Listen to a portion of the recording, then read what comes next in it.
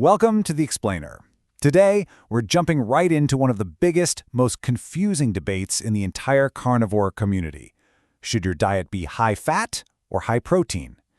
It's a real head-scratcher for a lot of people, so let's clear it up. Look, if you're getting started with carnivore, or even if you've been at it for a while, you've probably felt this pull in two different directions.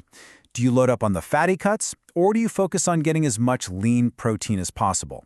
It's a conflict that trips up pretty much everyone. And you're not just imagining things. This is a very real and honestly, a very loud debate that's going on right now between coaches, experts, and just regular people trying to figure this out. You've basically got two camps shouting very different advice. So on one side, you'll hear people saying you need to eat sticks of butter to hit your 80% fat macro. But then on the other side, you're told to forget all that and just prioritize lean cuts of meat. It's confusing, to say the least.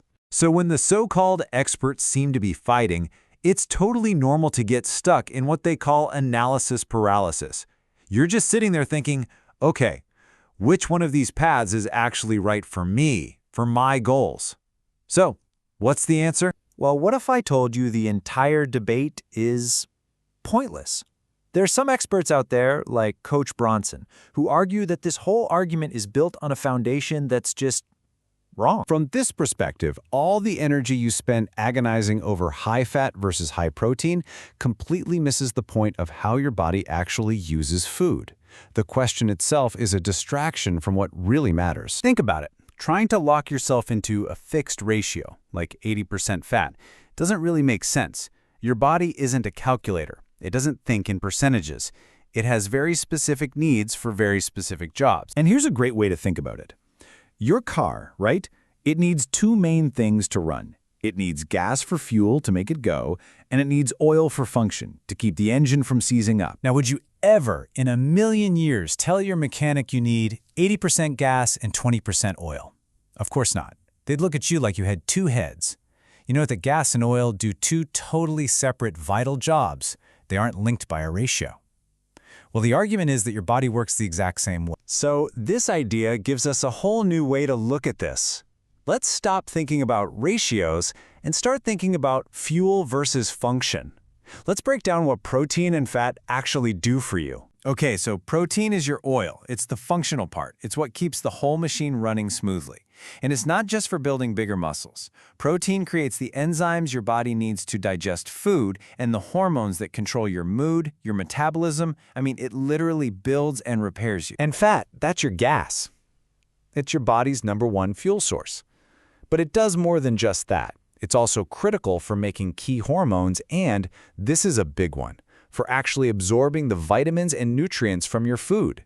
You need that fat to get the full value out of the protein you're eating. So, if we're not using a single rigid rule, what's the alternative? A flexible roadmap, an approach that actually adapts to you and where you are in your own health journey. You know, this whole journey isn't a one-and-done thing.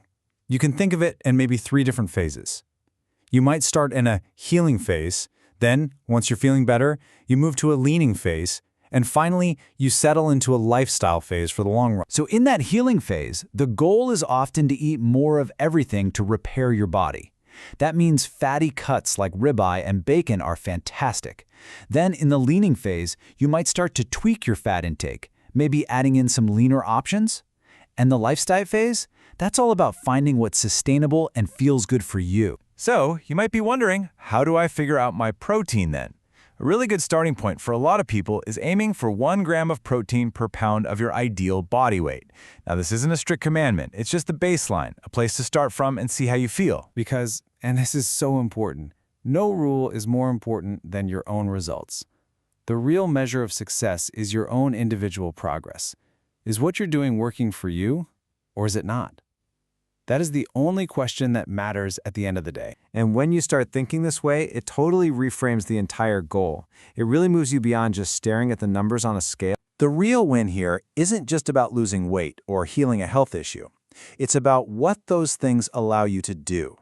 The idea is, the better your body functions, the better your life will be. It's about what you can do in the world. So the final thought to leave you with is this. What if we just flip the whole script? Instead of constantly asking how much weight we need to lose, what if we started asking, how much life can I gain? It changes everything, moving you from a mindset of restriction to one of possibility, energy, and freedom.